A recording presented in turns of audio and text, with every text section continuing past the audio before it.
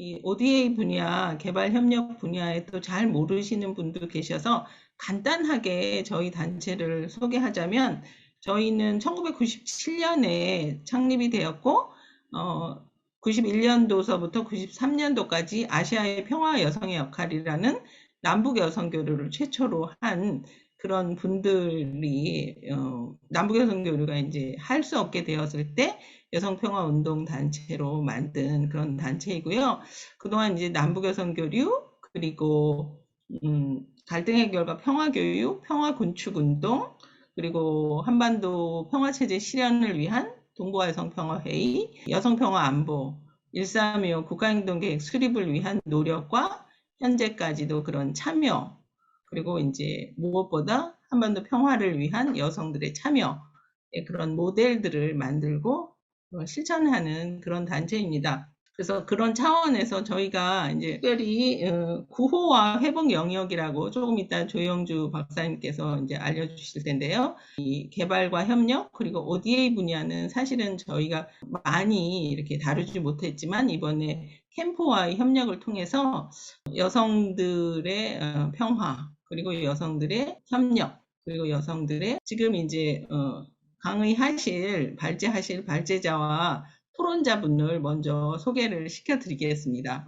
조영주 박사님은 발제를 해주실 텐데요. 한국여성정책연구원 연구위원이시고 조영주 박사님은 이쪽 여성평화 그리고 북한 여성 그 분야에서 아주 독보적인 그런 연구를 하고 계시는 분입니다. 남북 여성교류 그리고 이화여대에서 객원교수 그리고 동국대 연구교수 그리고 장애인 체육교류협회 아마 남북 장애인 체육교류를 말하는 거겠죠. 거기 위원 그리고 민주주의연구소 운영위원 무엇보다 여성평화안보 1325 3기 국가행동계획을 위한 연구를 하셨고 그리고 제안을 하셨습니다. 그래서 오늘 좋은 강의가 될 것으로 기대되고요. 그리고 또 토론을 맡아주실 이정아 경기여성단체연합 상임대표님은 경기여성단체 상임대표로서 여성평화운동에 이렇게 참여하시고 계십니다. 그래서 특별히 여성평화의제를 어떻게 지역화로 할 수 있을까에 대한 운동적인 목표를 삼고 있으시고 또 경기도의 평화 경기도, 평화도시 구축이라는 그런 목표를 위해서 여성평화의제가 적극적으로 논의되고 포함하기 위해 지난 수년간 굉장히 다양한 그리고 적극적인 그리고 성과를 거두는 그런 활동을 전개하고 계십니다. 그래서 오늘 두 분을 발제와 토론자로 모셨습니다. 이제 조영주 박사님의 강의를 저희가 듣겠습니다. 한 50분 정도 강의를 듣고 그리고 제가 진행에 대해서 간단하게 말씀드리면 토론, 그래서 이정아 대표님의 토론을 한 20분 정도 듣고 우리가 이제 Q&A 시간을 가지려고 합니다. 이제 저희가 조영주 박사님을 박수로 환영하면서 이제 강의를 부탁드리겠습니다. 소개받은 한국여성정책연구원의 조영주입니다. 어쨌든 3기 국가행동계획 수립을 위한 연구를 했던 입장에서 어떤 고민들이 있었고 지금 어떤 상황인지를 공유하는 차원에서 말씀을 드리는 걸로 이해해 주시면 될 것 같습니다. 네, 대한민국 3기 국가행동계획이 이제 오늘의 제목인데요. 3기 국가행동계획이 올해부터 시작이 됐습니다. 2월에 통과를 하면서 좀 시작을 했고요. 이제 UNSCR 1325라고 하는 것이 등장하게 된 배경이라든가 여성평화 안보 의제에 대한 국제사회 흐름 이런 것들을 먼저 간단하게 말씀을 드리겠습니다. 여기 참여하신 분들은 너무나 잘 아시겠지만 여성평화 안보 의제가 이제 관심을 갖게 된 것은 이제 90년대 이후에 발생했던 여러 가지 분쟁들 과정에서 난민이라던가 이제 전쟁의 피해를 겪는 존재들이 성별이나 나이나 이런 것들 사회적 위치에 따라 굉장히 다르게 발생하고 있다라고 하는 이제 문제의식들이 사회적으로 공유가 됐었죠. 그래서 관련해서 이런 전쟁은 여자의 얼굴을 하지 않았다 이런 책들도 있고 조직적인 폭력과 관련된 이제 수치들이 이제 국제사회에 많이 보고가 되었습니다. 그래서 특히 이제 여성에 대한 폭력이 굉장히 심각한 수준으로 여러 내정과 이제 분쟁 과정에서 발생을 해왔다라고 하는 것이 이제 여성평화 안보 의제가 중요하게 대두되는 배경이 됐다고 볼 수 있고요. 그렇게 피해자로서의 여성도 굉장히 중요한 의제의 핵심을 차지한다면 또 한편에서는 평화를 만드는 주체로서의 여성이라고 하는 부분도 굉장히 중요한 부분을 차지하고 있습니다. 하지만 다들 아시겠지만 이제 한국적 상황에서 그렇죠. 평화, 통일, 안보 영역, 국방 영역에서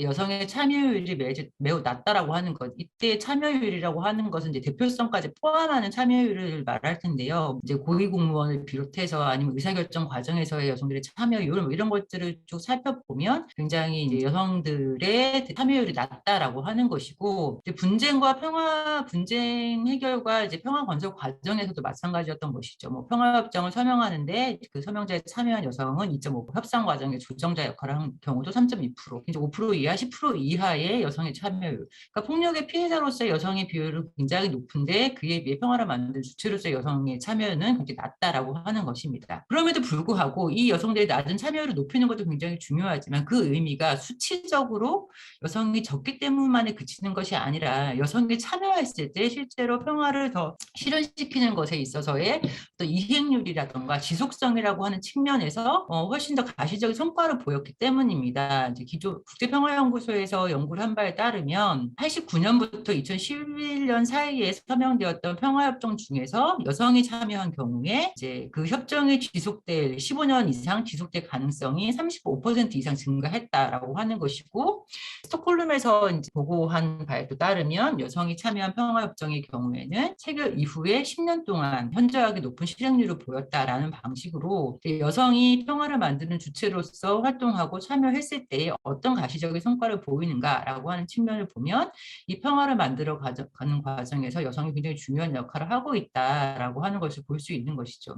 이것은 이제 이 성과라고 하는 것은 이제 협정 자체가 이제 실행률을 높이는 것도 굉장히 중요하지만 이행력을 높이는 것도 중요하지만 그 평화를 건설하는 과정에서 여성의 정치 세력화라든가 지역에서 여성의 어떤 대표성 제고라든가 다양한 활동의 보장이라고 하는 차원에서도 그 성과가 이어지고 있기 때문에 어떤 과정으로서의 평화라고 하는 차원에서는 이제 여성들이 여러 방식으로 참여할 수 있는 기회를 제공하는 게 굉장히 중요하고 그 역할들을 다 잘 해내고 있다라고 하는 것들이 이미 경험적으로 이제 보고가 되고 있다라고 하는 것입니다. 그런 차원에서 이제 여성평화 안보 의제에서 핵심은 이제 피해자로서 여성에 대한 어떤 지점들 그리고 평화 주체로서의 여성이라고 하는 큰 축을 고려하고 있다고 보면 되고요. 또 한편에서는 이제 안보라고 하는 개념이 변화하고 있다고 하는 것은 너무나 잘 알고 계실 것 같아요. 특히 이제 우리 사회에서도 코로나19로 인해서 인간 안보라는 개념들이 좀 더 대중적으로 알려졌죠. 기존의 전통적인 안보라고 하는 것은 국가와 국가 또는 군사적인 갈등 이런 것들을 중심으로 해서 논의가 되어 왔었고 전쟁이 왜 일어나는지 전쟁을 막을 수 있는 방법이 무엇인지 이런 것들이 일어나는 과정에서도 사실 굉장히 무기와 국가 중심의 논의가 이루어졌다. 그 힘이 이제 지배되는 힘이라고 하는 것이 굉장히 중요한 어떤 요소로서 이제 고려가 되었다라고 한다면 이제 이런 전통적인 안보가 실질적으로 인간의 안보를 지켜주지 못하고 있다라고 하는 문제의식이 생기게 되는 거죠. 국제정치 상황에서는 이제 미국과 소련을 중심으로 했던 양극이 붕괴되는 상황 이런 것들도 있었고 그에 따라서 도대체 적은 누구인가라고 하는 이제 적에 대한 합의의 부재 그리고 다양한 안보 개념의 필요성 이런 것들이 이제 부각이 되면서 이제 안보의 개념도 확장이 되게 됐고 이제 그러면서 빈곤이라든가 건강이라든가 이런 것들을 포함하게 됩니다. 이것은 이제 최근에 그 각 국가에서 수립하고 있는 국가행동 계획과 관련해서도 이제 변화에 영향을 좀 미치고 있는데요. 그 부분은 조금 이따 말씀을 드리도록 하겠습니다. 그런 차원에서 평화 역시도 개념이 굉장히 달라지고 있죠. 뭐 소극적 평화에서 적극적 평화로 가야 되는 것이다라고 하는 것이고 그렇다고 했을 때 이때의 평화가 반드시 여성과 등치되느냐 이런 이제 생물학적인 여성과 평화를 등시시키는 방식으로 여성과 평화를 연계하지 않는다라고 하는 것은 이제 여기 계신 분들도 다 이제 동의를 하고 계신 부분이라고 생각을 하고요. 중요한 것은 전쟁이라든가 안보라든가 평화라고 하는 영역에서의 이제 젠더 이슈가 무엇인지라고 하는 것 그리고 여성의 입장에서 그러한 문제를 어떻게 새롭게 평화라고 하는 것을 만들어 갈 것인지 그리고 평화를 위한 수단은 무엇이 되어야 하는지 여성을 어떻게 인파워할 것인지 뭐 이런 것들의 고민들을 하는 과정에서 평화라고 하는 것과 안보와 여성을 연계시키게 되었다고 볼 수 있습니다. 그래서 이제 이러한 여성 평화 안보라고 하는 의제를 둘러싸고 이제 국제사회에서 이제 여성에 대한 폭력을 중단하고 예방하기 위한 차원에서 여러 논의를 하게 됐고 이제 유엔에서 1325 결의안을 이제 채택을 하게 되면서 이제 1325 결의안이 만들어지게 됐는데요.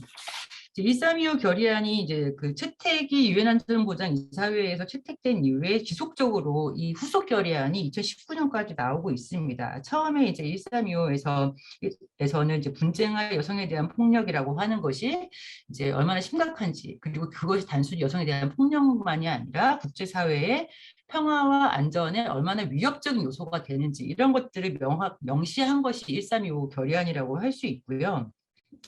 2000년에 이제 유엔 안전보장 이사회에서 이것을 이제 만장일치로 채택을 했죠. 그리고 말씀드렸던 것처럼 2019년까지 총 9개의 후속 결의안이 지금 나와 있는 상태입니다. 후속 결의안도 애초에 1325 국가행동계획에서 이제 논의했던 여성평화 안보 의제의 중요성이라고 하는 것을 다루는 것을 전제로 하면서 좀 더 구체적인 내용들을 더 포함하고 내용이 확장이 되고 있는데요. 2013년에 이제 212호라고 하는 이제 결의안이 채택이 됐는데, 이때 이제는 또 흥미로운 것이 지속적인 평화 유지를 위해서는 어떻게 통합적으로 접근할 것인가라고 하는 방안이 필요하다라고 하는 것과 더불어서 이제 무기 거래 협약이라던가 이제 무장 해제라던가 이런 것들이 성평등과 어떤 관계를 있는지를 규명하는 그런 내용을 포함하고 있습니다. 그리고 또 이제 2019년에 채택한 24675 같은 경우에는 성폭력을 대응하는 데 있어서 이제 성평등이라고 하는 것이 굉장히 중요하다. 그리고 여성의 역량 강화가 핵심이다라고 하는 점, 그리고 HIV나 에이즈가 성평등의 제약 요소가 되고 있다. 이런 이제 문제까지 다루고 있습니다. 사실 이제 지금 우리 사회에서도 성폭력의 문제는 결국 성차별이라고 하는 것이 문제, 성차별적 구조라고 하는 것이 문제, 그러니까 성평등이라고 하는 것이 이제 문제라고 하는 것을 이제 많이 공유하고 있다고 생각을 해요. 이것이 국제사회 차원에서 이제 이런 논의들이 확산이 되고 있는 것이고요. 특히 또 이때는 성폭력으로 인해 이제 여성들이 임신을 했을 때 이 여성과 태어난 아이를 어떻게 할 것인가, 어떻게 어떤 대책이 필요할 것인가, 이런 필요성까지도 책임성까지 해서 이제 제시를 하고 있습니다. 그리고 또 같은 해 2019년에 2493호가 또 그 후속 결의안으로 채택이 됐는데요. 이때는 특히 강조하고 있는 것이 평화 구축 전 과정에서의 여성의 참여라고 하는 것이 중요하다라고 하는 거고, 협상 과정에서부터 이행이라든가 실천에 대한 감시 활동에 여성의 참여를 보장해야 한다라고 하는 것을 이제 요구했습니다. 그러니까 1325를 비롯해서 후속 결의안 전반에서 이제 살펴보면 알 수 있는 것은 결국 이제 성평등과 평화와 안보가 어떤 관련성이 있는가라고 하는 것을 이제 구체적인 사안들을 중심으로 이제 보여주고 있는 것이고요. 이게 이제 분쟁의 성폭력뿐만이 아니라 전반적인 성평등, 성차별의 해소, 이제 이런 것들이 이제 평화와 밀접한 관련이 있다라고 하는 것을 밝히고 있다고 볼 수 있습니다. 문제는 이제 이 1325 결의안이 아무리 훌륭하더라도 이행이 되는 것이 중요한데, 이제 사실 어떤 법적인 구속력은 없는 상황이어서, 또 이제 유엔 안보리에서 이제 회원국들을 대상으로 해서 이제 국가 행동 계획을 수립해서 이제 이것을 실제로 이행할 것을 촉구하게 됐고요. 그래서 이제 2005년에 덴마크가 처음으로 수립한 이후에 이제 2021년 8월, 올해 8월 기준으로 98개국, 이제 50%가 넘었어요. 얼마 전까지만 해도 이제 49%, 8% 했는데, 올해 들어서 회원국의 50% 이상이 이제 국가행동 계획을 수립을 하게 됐고요. 이제 이제 그림을 보시면 아시겠지만, 이제 굉장히 해마다 이 행동 계획을 수립한 국가들이 이제 여러 국이 있는데, 이 국가들이 이제 처음 국가행동계획을 수립하고 그 상태로 이제 쭉 가는 국가도 있고, 2기, 3기까지 수립한 국가도 있고, 이제 4기까지 수립한 국가도 있고, 이렇게 국가마다 이제 편차가 나타나고 있다라고 하는 것입니다. 우리나라는 이제 상대적으로 3기 국가행동까지 수립을 해서 굉장히 연속성을 지금 갖고 있는 것이 특징이라고 볼 수 있고요. 4기까지 수립한 국가가 영국, 스위스, 노르웨이라고 이제 3개의 국가가 있는 것으로 파악이 됐습니다. 그리고 3기까지 수립한 국가는 우리를 포함해서 12개 국가인 것 같은데요. 그만큼 지속성이 굉장히 중요한데, 이제 이 대목에서 궁금해지는 건 있죠. 어떤 나라는 왜 1기에서 멈췄을까? 어떤 나라는 이제 3기, 4기까지 갔을까? 이 부분은 사실 이제 깊게 본 적을 못 했는데, 더 궁금한 건 우리나라는 어떻게 이렇게 꾸준히 열심히 3기까지 수립을 하고 있을까? 뭐 이게 사실 좀 신기하긴 한데 아마 이제 시민사회 역할도 있을 것이고 뭐 여러 가지 이제 국제사회에서 그만큼 우리의 위상을 보여주는데 하나의 중요한 지표가 되고 있는 측면도 있는 것 같다는 생각이 들었었습니다. 문제는 이제 이행을 얼마나 잘하느냐 문제이긴 하지만 이제 수립을 했다는 것 자체만으로 갖는 어떤 그런 게 성과가 이제 있어 보이더라고요.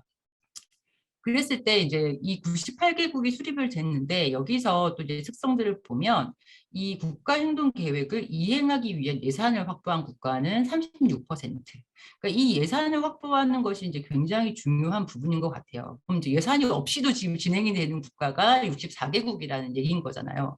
이제 그것을 우리나라의 국가행동계획을 통해서 살펴보면 이제 국가행동계획에는 각 부처에서 이제 어떠한 구체적인 세부 과제를 이행할 것인가라고 하는 것을 이제 설정을 하게 되는데 우리나라 같은 경우에는 기존에 이제 이미 해왔던 사업들을 국가행동계획에 포함을 시키다 보니 별도의 예산이라고 하는 것이 책정이 되지 않는 거죠.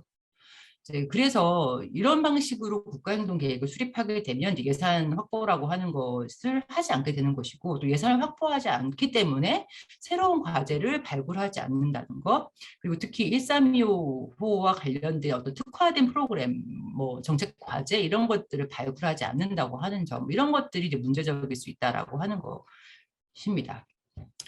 그리고 이제 이 국가행동계획에서 명확하게 군축을 포함한 국가가 32%라고 하는 것이고요. 또 이행에 대해서 시민사회의 역할을 강조한 국가가 72%. 이제 그만큼 이제 국가행동계획 같은 경우에는 시민사회의 역할이 굉장히 중요하다라고 하는 것인데 단순히 시민사회가 모니터링하는 역할에 그치는 것이 아니라 이제 수립하는 과정에서부터 참여하고 중간중간에 이제 점검하고 이후에 평가하는 이 전 과정에서 시민사회가 굉장히 중요한 역할을 하고 있다라고 하는 것이죠. 나중에 말씀드리겠지만 우리나라도 이제 국가행동계획을 애초에 그 공론화시키고 수립하는 과정에서 시민사회의 역할이 굉장히 중요했던 것 같습니다. 최근에 이제 국가행동계획과 관련해서 이제 국제사회의 흐름을 좀 살펴보면 그 네 가지 정도의 특성이 나타났더라고요. 여기에는 제가 기술을 하지 않았는데 하나는 이제 폭력적인 극단주의를 예방하고 대응하는 것에 굉장히 관심을 두고 있다라고 하는 것입니다. 그래서 이제 그 결의안 224호, 42호 같은 경우에는 테러랑 이제 폭력적 극단주의에 대응하기 위한 전략을 개발하는 데 있어서 여성들의 참여가 굉장히 중요하다라고 하는 이야기를 하고 있어요. 그리고 케냐 같은 경우에 이제 어떤 테러의 영향을 받는 지역에서의 구호와 회복에 여성의 참여가 필요하다라고 하는 것들을 강조하고 있고요. 스웨덴 같은 경우도 이제 그런 어떤 이제 분쟁, 과격화, 뭐 폭력적 극단주의 이런 것들을 예방하기 위한 조치들을 강조하고 있다. 이게 아마 이제 요새 그 개별 국가들이 특히 직면하고 있는 사안들에 대한 관심 때문인 것 같아요. 두 번째 특징은 환경과 기후 변화라고 하는 대응이 이제 강조되고 있다라고 하는 점입니다.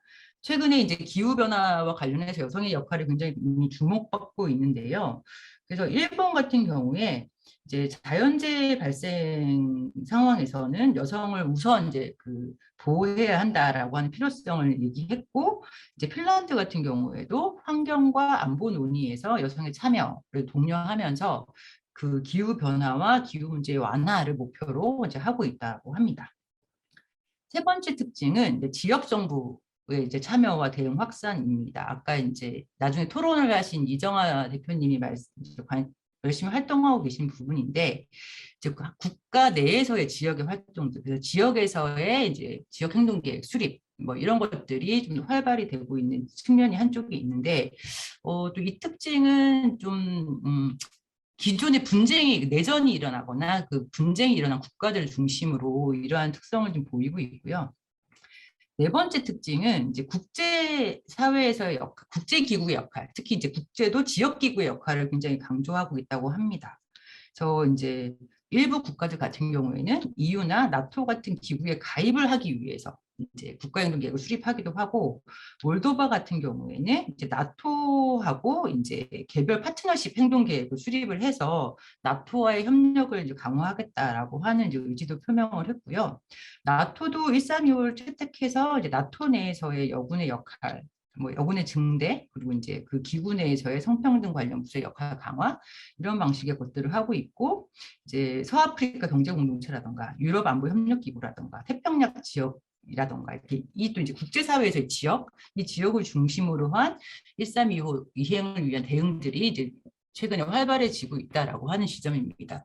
그래서 이제 3기 국가행동계획을 이제 수립하기 위해 연구를 할 때 저희도 고민했던 것을, 이게 동아시아 지역에서 이 1325와 관련된 어떤 이제 지역적 행동 계획이라든가 지역적 어떤 협력이라고 하는 것을 좀 만들어갈 수 있을까라고 하는 고민들을 했었거든요. 그래서 이제 원래 처음에 이제 이 개선 국가행동 계획안을 만들었을 때는 이제 동아시아 지역에서의 한국의 역할 강화와 관련된 걸 넣었었어요. 근데 이제 우리가 이제 논의를 하는 과정에서 우리 정부가 뭘 할 수 있을까? 우리가 한다고 하면 뭐 될까? 뭐 이런 얘기들이 나오면서 그게 나중에 빠지긴 했는데, 또 어쨌든 이제 동아시아 동북아 특히 중심으로 해서 이제 안보 이슈가 굉장히 중요한 상황에서 이제 여성들이 이제 협력을 하는 것이 이제 굉장히 중요하잖아요. 동북아 여성 평화회의라고 하는 우리에게 중요한 성과도 있었고, 그렇다면 이제 물론 중국은 이제 국가행동계획을 수립하지 않았지만 뭐 일본 뭐 이렇게 이제 연계해서 이런 것들을 좀 논의하는 필요성이 있겠다라고 하는 고민이 좀 한 축에 있었다라고 하는 말씀을 드리고, 또 한 축에서는 이제 뭐 남북한 간에도 이제 북한 같은 경우에도 이제 이 국가행동 계획을 수립을 하라고 하면 받아들일지는 모르겠지만, 뭐 어찌됐든 이제 지금 같은 상황에서는 이제 남북 간이 대화를 할 수 있는 하나의 단초로서 이 부분을 같이 논의해 볼 수 있으면 좋겠다, 이런 고민들도 좀 있었던 것을 이제 말씀을 드립니다.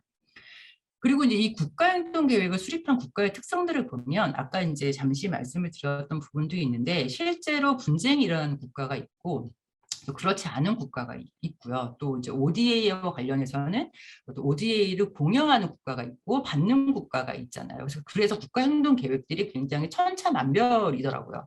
그러니까 어떤 국가는 이제 자국 안에서의 문제가 이제 중요한 계획의 내용을 차지한다기보다는 이제 다른 국가의 또 국제사회에 이제 관련된 활동을 하는 데서 이 국가가 어떤 역할을 할 것이고 젠더 이슈를 어떻게 가져갈 것인가, 여기에 초점을 맞춘 국가행동 계획이 있는 한편, 또 어떤 국가는 이제 자국 내 분쟁 내전 문제와 관련해서 이제 그 이슈 초점을 맞는 국가들도 있고, 이런 이제 편차들이 이제 있다라고 하는 것이고요. 우리는 이제 우리와 남북 관계와 또 이제 다른 국가, 이 세 개의 관계들 속에서 이제 무엇을 할 것인가, 이제 이런 고민을 담을 수밖에 없는 위치에 있는 것이 이제 우리의 특성인 것 같아요. 그리고 이제 국가행동 계획을 우리는 여성가족부가 주관하는데 다른 국가들은 뭐 외교부가 주로 담당을 한다던가, 이제 굉장히 이제 주무부처도 다르고 이제 대상도, 강조되고 있는 대상도 굉장히 다르다라고 하는 특성을 보이고 있습니다. 그리고 국가행동 계획 자체도 굉장히 작성되어 있는 방식이 또 천차만별. 우리는 굉장히 세부적인 세부 과제까지 설정이 되어 있다면 어떤 국가는 굉장히 큰 틀에서만 이제 제시되어 있는 국가들도 있고, 다양한 수준으로 국가행동 계획이 이제 수립이 되어 있는 이제 상황이라고 볼 수 있습니다.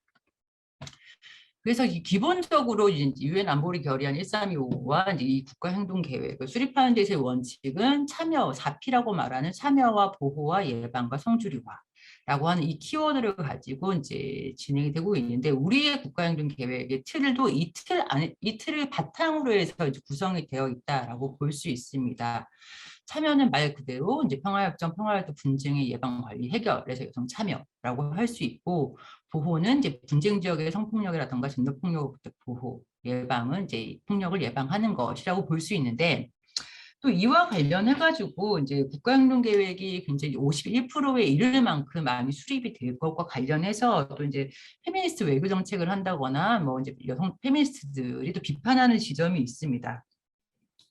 그러니까 이제 군축이라고 하는 부분들이 아까 이제 수립한 국가들이 몇 퍼센트가 있다고 말씀을 드렸는데, 이게 국가행동계획이 궁극적으로 평화를 지향하고 평화적인 과정을 지향한다고 했을 때 사실 이제 비무력화라고 하는 것이 굉장히 중요한 우리가 가치이자 목적이 되어야 하는데, 사실 이제 과연 그것이 적극적으로 이 국가행동계획에 포함되어 있는가라고 하는 문제 제기를 하는 거죠. 다시 말해서 여성에게 안전한 전쟁 을 수행하는 것에만 지금 초점을 맞추고 있지 않냐.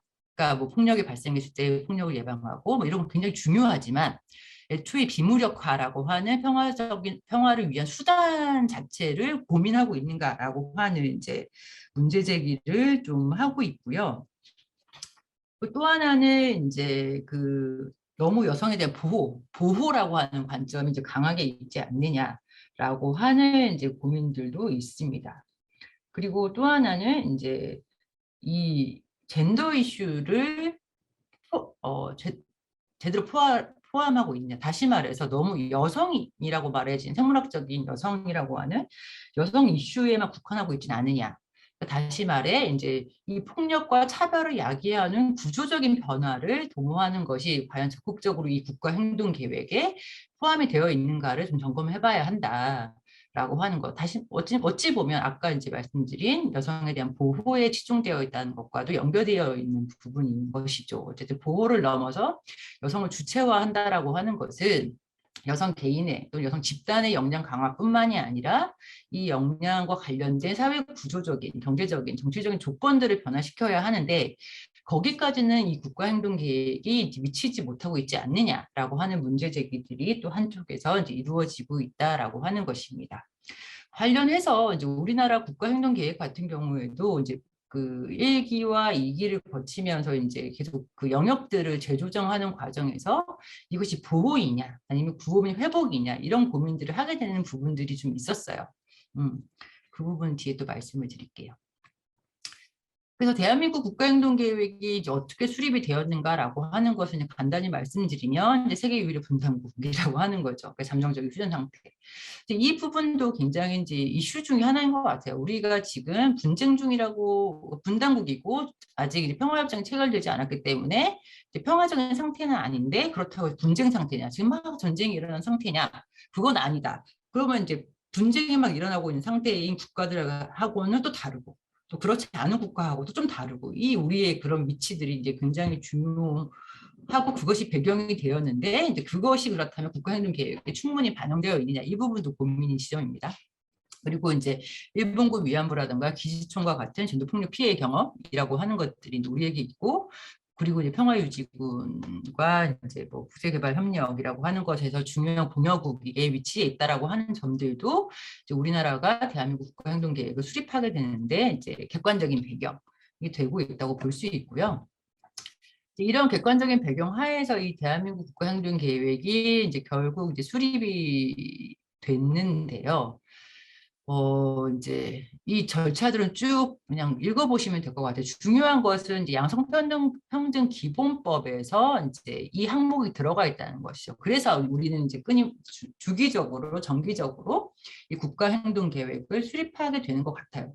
그래서 양평법 이제 41조에 여성과 평화안보에 관한 132호에 따라 국가행동계획을 수립하고 이행하여야 한다라고 하는 것이 명확하게 명시가 되어 있고 그래서 그에 따라서 이제 지금 3년이 경과하면 이제 차기 그 다음 기에 국가행동계획을 수립을 하고 있는데 법에서는 이제 얼마에 한 번씩 이 국가행동계획을 수립한다라고 하는 것은 명시되어 있지 않아요. 다만 1기 국가행동계획인가요? 거기 뒷부분에서 3년이 지나면 이제 다시 수립한다라고 하는 것이 있어서 그거에 맞춰서 지금 하고 있는데 저희가 3기 국가행동계획을 이제 마무리할 때 이제 고민했던 것을 3기가 너무 짧다 그 기간이 4년 정도 다른 이제 계획들도 주기가 4년 정도가 되니 이것도 4년 정도로 늘리는 것이 어떠냐 이런 고민들도 또 한 축에 있었습니다.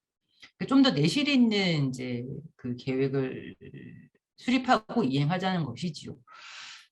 사실 이제 이 국가행동계획이 우리나라에서 수립되는 데는 그 여기에 참여하셨던 분들이 많이 이제 관계하신 여성평화운동의 성과라고 하는 것이 명확한 것 같아요. 이것은 우리나라 국가행동계획과 관련된 굉장한 자부심 중에 하나라고 생각을 하는데 여성단체를 중심으로 해서 1325 이행과 관련된 국가행동계획을 수립을 촉구하면서 이제 여성 시민사회가 먼저 시작을 하고 뭐 국회와 협력을 하고 이런 과정들 속에서 이제 국가행동계획이 이제 수립이 되게 되었습니다.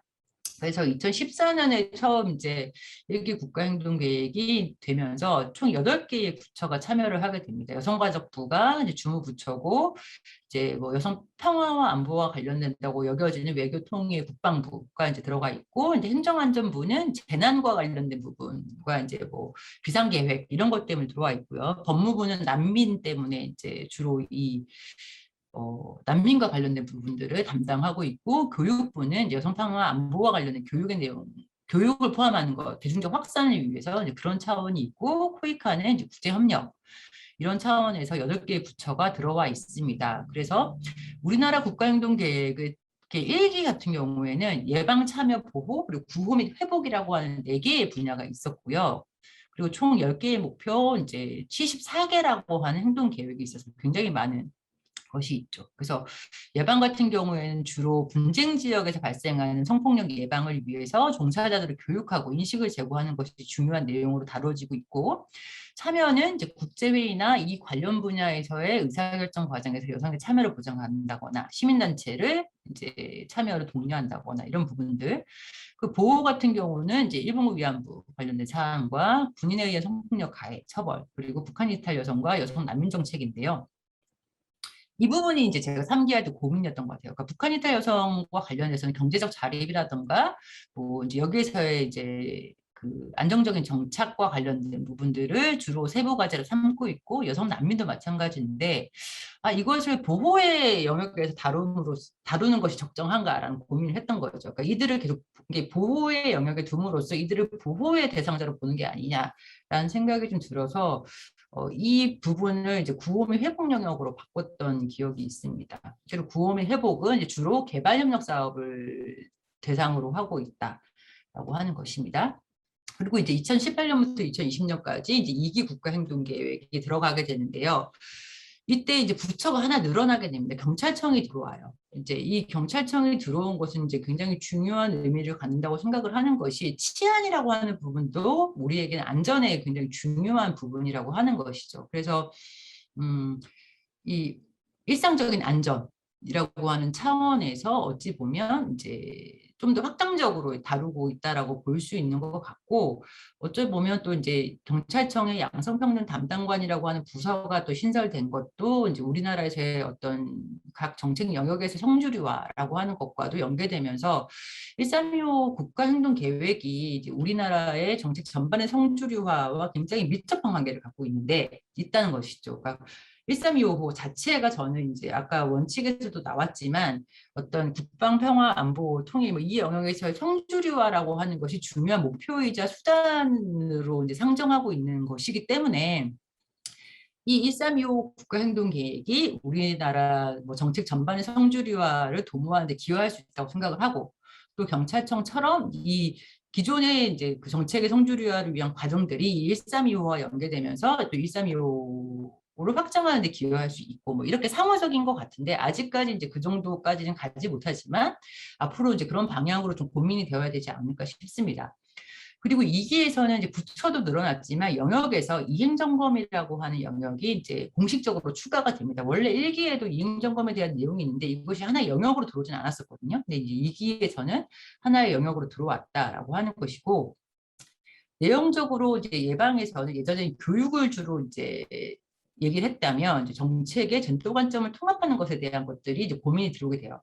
근데 이제 이게 문제는 또 뭐냐면, 그럼 정책의 전도 관점을 어떻게 통합하느냐라고 했을 때 이제 좀 더 적극적으로 고민을 한다기보다는, 그러니까 이 정책의 젠더 관점을 통합하기 위한 수단으로 활용이 되고 있는 성별 영향 평가, 뭐 이제 이런 것들을 실시하는 횟수를 이제 이거의 성과를 보고 있는 것이 또 한계인 것이죠. 이건 수단이지 실제로 그래서 반영에 대해서 어떤 정책을 하고 있느냐를 봐야 되는데, 그게 아니라 그를 위한 도구인 성별 영향 평가를 이제 몇 회 했니를 가지고 성과로 이제 잡고 있다고 하는 게 이제 문제적이다라고 하는 이제 판단 평가를 했었습니다. 참여는 이제 정책 결정 과정에서 여성 대표성이라든가 평화와 통일 뭐 이런 것에 여성 참여를 확대하는 것이라고 볼 수 있겠고요. 보호도 이제 기존과 크게 다르지 않습니다. 이행 점검은 명확하게 명시를 했다라고 하는 점이 이제 차이라고 볼 수 있고요. 3기 이제 국가행동계획이 이제 2021년에 이제 수립이 돼서 23년까지 진행이 될 텐데, 여기 또 부처가 또 하나가 늘어났습니다. 그러니까 늘어난 것이 이제 민주평화통일자문회의라고 하는 조직이 들어왔죠. 근데 이 조직은 사실 다른 참여부처하고는 성격이 좀 다른 부분이 있어요. 뭐 정책의 주무부처가 중앙행정부처가 아니라고 하는 이제 특징이 있는데, 그럼에도 이제 이 기관이 들어온 것이 갖고 있는 의미는 민주평화통일자문회의 역할이 이제 정책을 대통령에게 건의하는 것이라고 했을 때, 이 건의하는 정책의 젠더 관점을 통합하는 것이라고 또 할 수 있고, 또 하나는 민주평화통일자문회의가 굉장히 대중적인 조직으로서 어떤 평화와 통일과 관련된 활동을 하고 있는데, 이 1325 그리고 국가행동계획, 이제 여성평화안보의제를 대중적으로 확산할 수 있는 이제 조직적인 기반을 어찌 보면 이제 확보한 차원에서는 이제 의미가 있는 거죠. 그것을 실제로 어떻게 이행하는 문제는 이제 앞으로의 문제라고 하지만, 이 조직 자체가 갖고 있는 특성으로 봤을 때는 그런 성과가 있어요. 근데 이것도 또 시민사회의 역할이 컸죠. 이제 여기 계신 이제 김정수 대표님이 이제 그 회의에 가셔가지고 민주평통이 1325 국가행동계획에 들어와야 한다라고 제안을 하셨고, 네, 그래서 결과적으로 들어오게 된 것이죠. 그래서 우리 시민사회 여성들의 노력들이 이제 곳곳에서 나타나고 있다라고 하는 말씀을 드리고 싶었고요. 그래서 예방참여보호, 구호민 회복, 이익연금이라고 하는 5개 분야가 여전히 존재를 하는데, 앞에서 이제 보셨던 것처럼 1기 때 70여 개, 2기 때 83개였어요. 개수가 굉장히 양적으로 증가한 것이 1기와 2기의 특성이었다면, 3기에서는 확 줄였어요. 그러니까 개수가 중요한 것이 아니라 그 흩어져 있는 것들을 잘 조직하고 각각의 내용들을 내실화하는 것이 중요하다는 판단하에 개수는 이제 줄였습니다. 그래서 50개의 이제 행동 계획이 이제 만들어졌고요. 그리고 예방 같은 경우에도 이제 젠더가 좀 통합하는 거, 뭐 협력 강화하는 거, 국민인식 제고가 좀 크게 들어왔고, 참여 같은 경우에 여성 참여 확대, 민간 거버넌스라고 하는 것이 있는데, 여기에 이제 기록 작성하지는 않았지만 또 중요한 것은 지역 사회로의 확산이라고 하는 부분들도 이제 3기에서 갖고 있는 특성이라고 볼 수 있습니다. 그리고 보호와 이제 구호민 회복, 이행점검이 있는데, 이행점검도 이제 3기 국가행동계획에서는 이제 차이를 보이고 있는 것이, 기존의 국가행동 1기와 2기는 이제 민간자문위원단을 구성하고 있어요. 그래서 민간자문위원단이 이 국가행동계획의 이행점검을 이제 하는 역할을 하고 있는데, 이게 이제 1년에 2번을 이제 하는 것을 통해서 전체적인 그 저 수많은 행동 계획들을 점검하는 것에 이제 효율성의 문제도 좀 있고, 내실화의 문제도 있고 전문성의 문제도 있고 해서, 3기 국가행동계획 같은 경우에는 이제 한 차례는 부처에서 진행을 하고 한 차례는 민간자문위원단이 총괄적으로 점검하는 방식으로 틀을 좀 바꿔봤습니다. 그래서 각 부처에서, 그러니까 각 분야의 전문가, 젠더 전문가들이 이것을 이행점검해서 부처 특성에 맞게끔 이 내용들을 좀 잘 만들어 가보는 것이 좋지 않겠는가라고 하는 문제 의식하에 그렇게 부처에서 한 번, 전체 민간자문위원단에서 한 번 하는 방식으로 수정을 했다라고 하는 것이고요.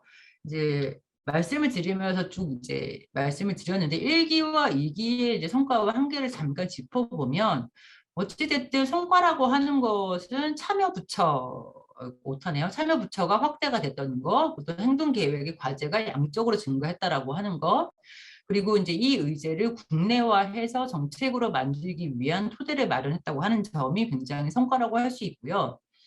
놀라운 건 이행률이 굉장히 높다라는 것이에요. 근데 이제 그 이행률이 높다는 것은 아까 예산 문제 할 때 말씀을 드렸었는데, 이제 기존의 사업들을 하고 있던 걸 국가행동계획에 넣으니까 이제 아무래도 이행률이 좀 높을 수밖에 없는 것이 아닌가라는 생각을 하게 되고요.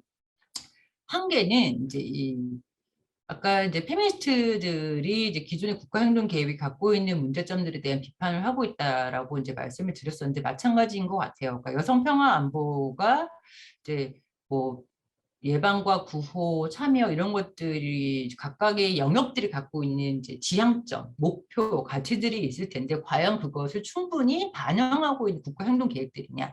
이 얘기는 결국 영역과 그 영역이 설정하고 있는 목표와 세부 과제와 행동 계획이 서로 이제 잘 연계되어 있는가라고 했을 때 별로 그렇지 못한, 그러니까 수단이 목표가 되는 경우, 아까 말씀드렸던 것처럼 성별 양을 평가가 이제 몇 회 하는 것이 목표가 되는 것은 아니라고 하는 것이죠. 그건 수단인 것이지. 그런 것들이 비정합성의 문제가 있고, 또 성과를 이제 이행률이 높다고 말씀을 드렸는데, 과연 저 이행률을 점검하는 데 있어서의 이 목표라든가 성과 지표가 적합한가라고 했을 때 명확한 성과 지표도 없고, 이것이 이제 애초에 계획을 수립할 당시에 제시되지 않았기 때문에 되게 이제 그 부족한 지점들이 있고, 그리고 더 중요한 것은 이제 어찌됐든 성주류화라고 하는 것은 이 의제와 관련돼서 각 부처들이 여성가족부를 중심으로 협업을 해야 되고 네트워크를 형성해야 되는데 그것이 충분하게 되고 있지 않다라고 하는 것 같습니다. 특히 이제 주무부처에서 이걸 한 번에 이행 점검을 하게 한 데는 이 각 부처의 정책적 영역과 관련된 젠더 전문가들이 같이 협업을 하는 것을 통해서 그 영역에서의 성주류와 그 영역과 관련된 네트워크 이런 것들을 좀 더 단단하게 구축해야 한다라고 하는 것도 있었다는 것이죠. 그것은 기존에 그러지 못했기 때문에 그러한 한계가 있다라고 하는 것이고요. 3기 국가행동계획을 이제 수립할 때 가장 이제 크게 고민했던 것은 이제 우리나라가 아까 국가행동계획을 수립하는 데는 세계 유일의 분단국이고 뭐 폭력 피해 경험이 있고 뭐 공역으로서 위상이 있다라고 했을 때 뒤에 두 개는 1기와 2기에서 충분히 이제 많이 고려가 되었는데 1번 첫 번째 분단국으로서의 어떤 우리의 상황 이것이 이 국가행동계획에 충분히 반영이 되었는가라고 했을 때 제가 이제 평가했을 때는 그렇지 못하다라고 이제 판단을 했고, 그래서 이제 한반도의 분단 경험을 이제 반영하는 것이 굉장히 중요하겠다. 그리고 한반도의 평화 구축 과정에서 이제 어떤 것을 고려해야 할 것인가 이런 사항들을 이제 담는 것이 이제 우리나라의 국가행동계획 특성이 될 수 있겠다라고 하는 고민을 했고요.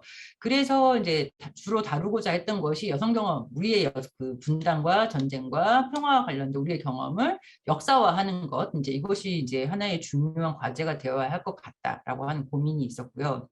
또 하나는 이제 한반도의 평화라고 하는 부분을 이제 전 지역적으로 이제 전 사회적으로 합의하고 여성들이 함께할 수 있는 방법을 찾기 위해서 이 의제를 지역적으로 확산하는 것이 이제 필요하겠다라고 하는 것들을 포함을 했었습니다. 근데 원래는 이제 여성 경험의 역사화와 관련해서는 이제 사실 전쟁, 분단 이런 수많은 여성들의 경험이 있는데 이것을 좀 아카이브로 구축하고 기록하는 것들을 좀 확장을 했으면 좋겠다라고 하는 것을 제안을 했었는데 좀 지금의 상황은 일본군 위안부와 관련된 기록 이것에 좀 집중되어 있는 경향이 좀 있고요. 국가행동계획을 이제 이행해 가는 과정에서 그런 게 좀 있고 또 여성평화안보 의제를 지역적으로 확산하는 것과 관련해서는 지역행동계획 수립이라고 하는 것을 이제 그 행동계획의 내용으로 제가 이제 제안을 했었는데 이것이 이제 지금은 그냥 지역적 확산으로 축소가 되어서 국가행동계획이 수립이 되었어요. 그 배경에는 이제 여성가족부가 주무부서인데 이 지방정부와의 관계에서 지역행동계획을 수립하는데 어떤 역할을 할 수 있을 것인지에 대한 여가부의 고민이 있었습니다. 이게 중앙부처와 지방정부의 관계의 문제이기도 한 것이죠. 그리고 또 여가부의 위상의 문제이기도 한 것이고, 이제 근데 그런 상황에서 어찌됐든 지금 이제 이정화 대표님을 중심으로 해서 경기도 같은 경우에 이제 이런 지역적 확산을 위한 노력들을 계속 하고 있다라고 하는 점들이 있어서 이것들이 이제 올해 3기에서는 이제 확산을 중심으로 의제를 확산하는 것이 중심이 된다면 이후에는 좀 더 적극적으로 제도화하는 방향으로 나아갈 수 있지 않을까 싶어요. 강원도도 이런 고민이 있는 것으로 알고 있는데 제가 이제 작년에 이 연구를 진행할 때 강원도와 접촉을 했을 때 상황은 강원도가 그 전에 되게 열심히 활동하다가 이제 그게 축소가 됐다고 들었고 약간 이제 침체기 또 올해 들어서 또 뭔가 활동들을 하고 계신 것 같더라고요. 그러니까 지역마다 이제 이 주체의 문제도 있고 정치적인 상황, 특히 남북관계 상황 이런 것들이 영향을 좀 많이 받는 것 같아요. 특히 이제 국가행동계획과 관련해서는 다른 이슈들에 비해서 남북관계와 그러니까 한반도 분단이라고 한 상황을 좀 반영하려고 했을 때 가장 부딪히는 문제는 이제 남북관계 상황인 것이죠. 그래서 2기 때도 이제 남북여성 교류 뭐 이런 내용이 포함되고 3기도 포함이 되었는데 이 부분과 관련해서 이제 남북관계가 좋아져야 이제 이걸 할 수 있는데 하지 못하는 상황들이 이 과제의 중요성과 필요성을 자꾸 이제 약화시키는 방식으로 가고 있는 거죠. 거꾸로도 볼 수 있는데 항상 우리가 그러듯이 남북관계가 우선되는 정치적인 상황이 우선되는 이런 상황들 속에서 이제 자꾸 뒤로 밀리는 이게 현실이 하나 있는 것 같고요. 또 하나는 이제 기지촌 문제였어요. 그러니까 이 기지촌 문제는 1기 때부터 계속 이제 이것이 국가행동계획에 포함되어야 한다라고 하는 것들을 시민사회에서 여성들이 이제 계속 문제 제기를 했었는데 1기에는 포함이 안 됐고 2기 같은 경우에는 이제 그런 그 미국 부재 주변의 외국인 여성에 국한해가지고 이제 이 내용이 포함이 됐었고요.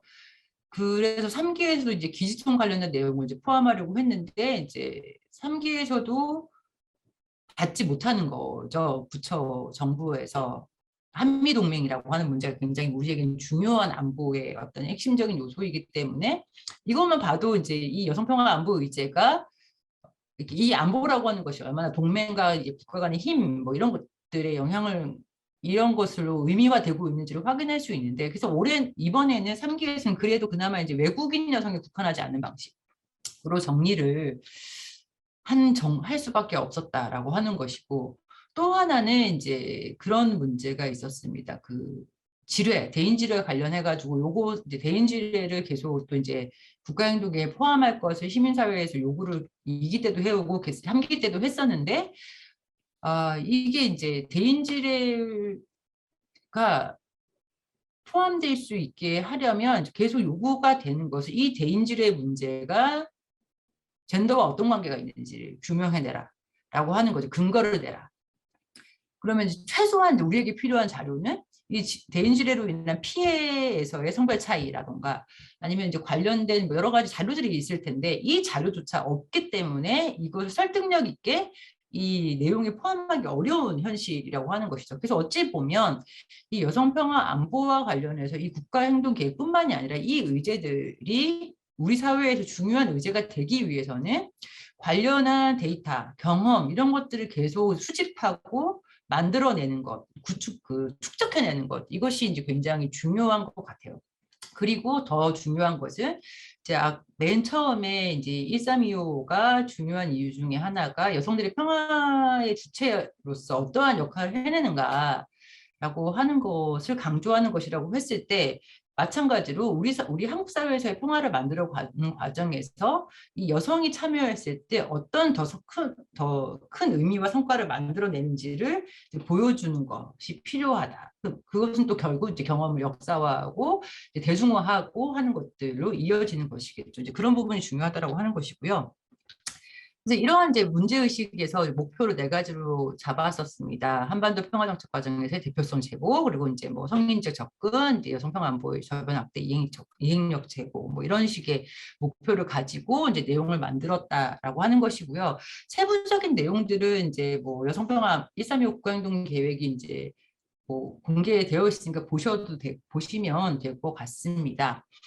그래서 이제 이 전체 오늘의 프로그램 자체가 이제 여성평화 ODA 활성화여가지고 이제 ODA 부분을만 이제 추려왔습니다. 대한민국 3기 국가행동 계획에서 ODA와 관련된 것을 주로 이제 이거에 참여하는 부처가 외교부와 코이카고 이제 영역은 이제 예방, 참여, 보호, 구호 및 회복 다 들어가 있는데 이제 주로 구호 및 회복에 많이 들어가 있어요. 그 예방 같은 경우에는 이제 그 예방을 위해서 종사자들의 역량을 제고하는 것, 그리고 이제 성주류화하는 것, 대국민 이해도를 높이는 것, 이런 것이 중요한 내용이라고 할 수 있고요. 보호는 이제 군과 관련된 여성폭력 피해자를 지원하는 것과 더불어서 분쟁 지역에서 여성폭력 피해자를 지원하는 것이고요.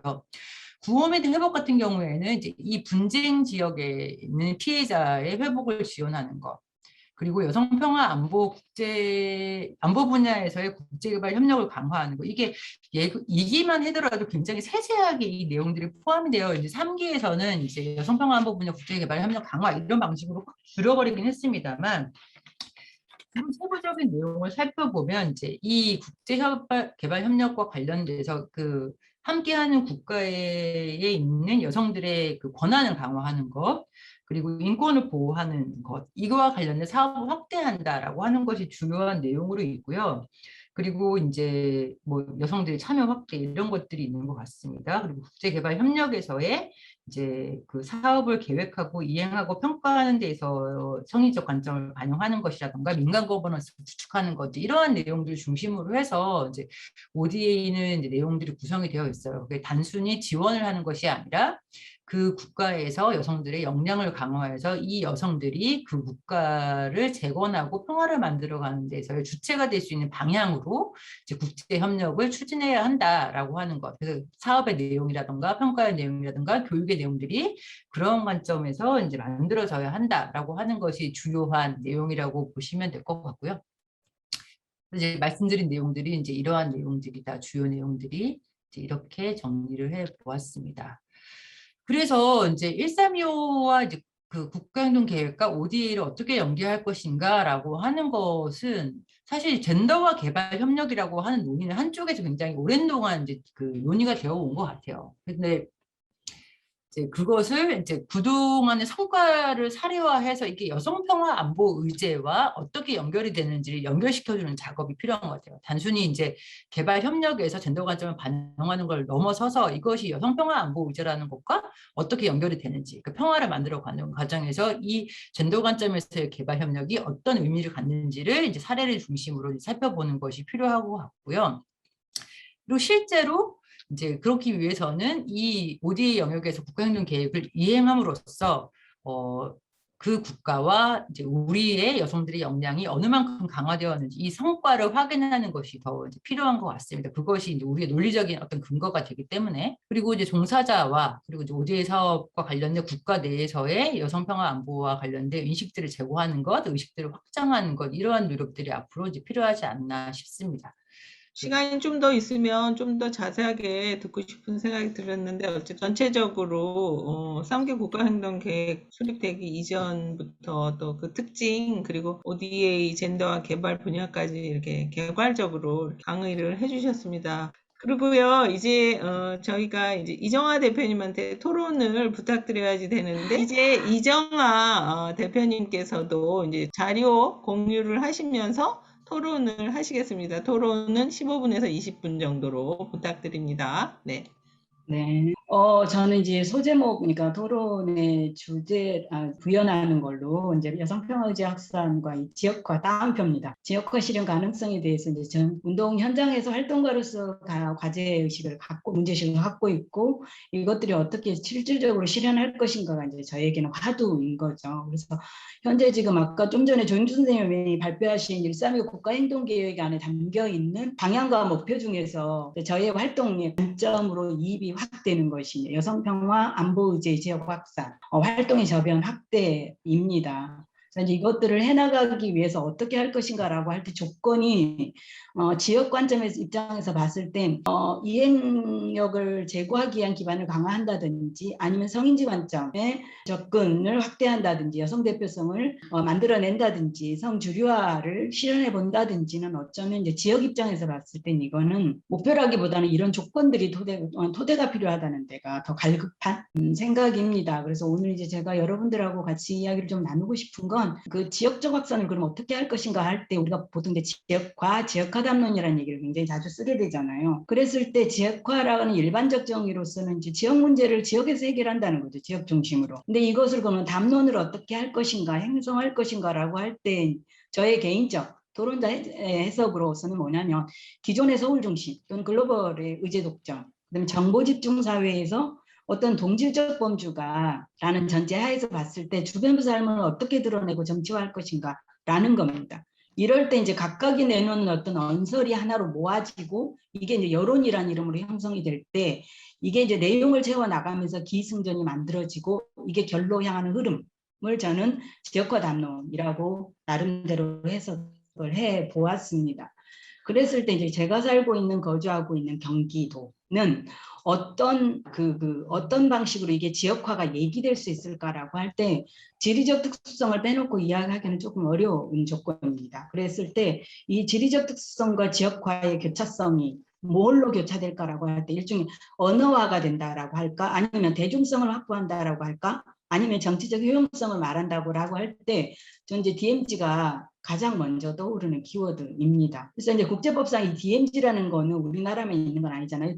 국제법상의 일종의 제도명이죠. 근데 경기도 입장에서 봤을 땐 DMZ 전체 틀 안에서 남쪽에 그어진, 그러니까 북과 남이 각각 2km 밖에 세워진 그 남쪽에 그어진 민통선에 그 안에 마을이 존재합니다. 그 중에 8개 마을 안에 여러분들이 많이 들어봤을 대성동 자유마을, 뭐 통일촌, 백연리에 있죠. 그다음에 해마루촌 등이 경기도와의 내에 있습니다. 그런데 이제 DMZ가 그러면 어떻게 여기 안에서 이제 여성 평화 의제를 담을 것인가라고 할 때 우리가 군축 얘기 또는 평화 얘기를 할 때 드러날 수 있는 게 무장 얘기를 하게 되죠. 근데 DMZ는 역설적으로 비무장지대를 말하고 있음에도 불구하고 세계에서 가장 중무장되어 있고 첨예하게 대립되어 있는 곳이라는 거죠. 여기에 접경 지역에 살고 있는 경기여성단체나 경기도 시민사회, 여성시민사회 단체들에서 봤을 때 지역에서의 여성평화 의제가 발굴되고 이것들이 확산될 수 있는 여지들은 예를 들어 DMZ를 중심으로 교차하면서도 만들어질 여지가 있음에도 불구하고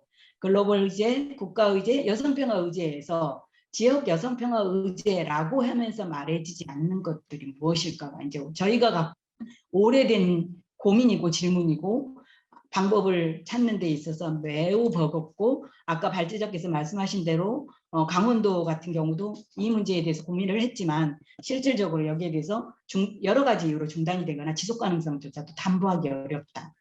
그런데 아까 발제자께서 여성의 그 정책 결정 과정에서 여성의 과소대표성, 그러니까 지역은 더 도드라지죠. 이 문제에 있어서. 여기 안에 기존에 제가 문제하고 있는 정보 독점적 지위 중앙과 글로벌에서 갖고 있는 것들이 내의 여성평화 의제를 담을 수 있는 어떤 틈새를 만들어내지 못하는 것에 핵심적 어떤 걸림돌로서 이 과소대표성을 저는 보고 있는데 이것이 개선될 여지가 굉장히 없다는 거죠. 그러고 있는데 한편에서는 계속 이제 ODA 사업까지도 지역에서 이야기가 되고 있고 계획들을 세워나가고 있는데 과연 이런 기반 안에서 여성들이 평화의제에 접근할 때 선언적 의미나 단회성 행사 외에 무엇으로 접근 가능할 것인가가 이제 지역에서 갖고 있는 고민이 큽니다. 작년에 이제 도지사가 이런 얘기했거든요. 중앙정부가 할 수 있는 역할들이 있고 큰 틀에서 지역에서 할 수 있는 것들이 있다. 이게 두 개 같이 시너지를 낼 때 효과가 있을 것이다. 그랬을 때 이 작은 단위들에서 실질적 노력들이 굉장히 많이 이루어져야 된다라고 이야기를 합니다. 그러면서 그랬을 때 그러면 경기도만 놓고 봤을 때 실질적으로 경기도가 여성의 관점에서 이 정책 환경이 어떻게 되어 있는 걸 한번 들여다볼 필요는 있다고 보여지거든요. 근데 이제 아까 1.3.25 국가행동계획이 3기가 세워지는 과정에서 여가부의 위치성 그리고 그 정치력 뭐 여러 가지 중충적으로 있으면서 결과적으로 봤을 때 다양한 여성평화 의제들이 그 목표 속으로 담기지 못하는 것에는 지방정부와의 관계도 굉장히 있다고 이야기했단 말이에요. 그러면 이제 경기도는 비교적 평화사업과 관련해서 앞으로 잘 가고 있다고 속칭 선진적이라고 홍보를 하고 있거든요. 근데 그랬을 때 그러면 여성의 관점에서 들여다보면 뭐가 있나라고 볼 때 맞습니다. 경기도는 일반적에서 봤을 땐 추진체계가 갖춰져 있습니다. 국이 설치되어 있고 그다음에 해당 국은 아니더라도 각 부서 안에서 실질적으로 평화정책 사업들이 구현되도록 돌아가고 있거든요. 그리고 기금도 전국에서 가장 많다고 생각합니다. 500억이 넘어가는 걸 기금을 조성하고 있는 도시이기도 하죠. 그런데 이제 여기를 들어가 보면 이것을 결국 쓰고 조직을 배치하고 하는 데 있어서 예산을 배치하고 사업을 배치하고 하는 데서 결정을 누가 하느냐라고 할 때 여성의 발언이라고 할 때는 거의 겨우 30%가 미치지 못하고 있거든요. 이제 이러면서 계속 계획들은 나가고 있죠. 심지어는 이제 DMZ 아까 얘기했던 그 DMZ 이론의 발전 계획이라는 게 나오거든요. 근데 여기에 예산이 1,700억 정도 들어간다고 하면서 나온 그 슬로건이 있습니다. 뭐냐면 인간과 자연이 평화 생태 공동체로 어우러지는 공간으로 만들어 놓겠다는 거예요. 근데 이거 굉장히 의미가 있거든요. 뭐냐면 기존에 경기도가 평화 사업이라고 할 때 뭐였냐면 군사 안보를 전시하는 방식의 안보 감각이 주된 사업들이었다면 여기 안에서 조금 더 평화와 생태적인 방식으로 접근하겠다고 하면서 위험한 DMZ에서 안전한 DMZ로의 일종의 아젠다를 이제 바꾸자는 의미로 계획들을 세워놓고 그걸 발표를 합니다. 그리고 여기에 이제 생물권과 관련해서 유네스코가 등장하고, 그 다음에 기존에 있었던 미군기지였던 공간을 어떻게 생태적으로 쓸 것인가, 보전과 가치를 향상시킬 것인가도 얘기를 하고, 거기 안에 인프라를 어떻게 활용하고 또는 인프라를 새로이 조성할 것인가도 적극적으로 얘기가 되면서 2025년까지 무엇을 하겠다고 이렇게 우르륵 땅땅 하면서 하고 있지만, 실제로 여기에 어느 곳에서도 여성과 함께 뭘 해보겠다거나 또는 여성의 정책들을 여기 여성 정책들을 반영하겠다라거나 아니면 성인지 관점에서 내용들이 계획되고 수립되었다는 얘기는 들은 바가 없고 논의 구조도 없었다는 것입니다. 그런데 지금 경기도가 국내 지방 최초로 이 5대2 사업을 지방정부에서 추진하고 있는데 이것의 특징이 뭐냐라고 하면서 내세운 것이 뭐냐면 HDP 넥서스 개발협력 그걸 적극적으로 적용하겠다라는 거거든요. 인도주의에 근거해서 개발과 평화협력 과정을 어떻게 같이 함께 협력하고 협력 체계를 구축해 나갈 것인가 국가 간. 그럴 때 스페인 지방정부의 사례들도 열심히 갖고 와서 보겠고, 그 다음에 경기 그 안에 있는 평화운동 주체들과의 협업도 하겠다고 이야기했지만 그 평화운동의 주체가 누구냐 질문할 수밖에 없죠. 여기는 뭐냐면 기존에 있었던 평화운동이라고 할 때 남성 중심으로 권력이 되어 있었던 그 권력 외에는 나머지는 상상되지도 않는다는 거예요. 그러니까 나머지라는 건 기표입니다.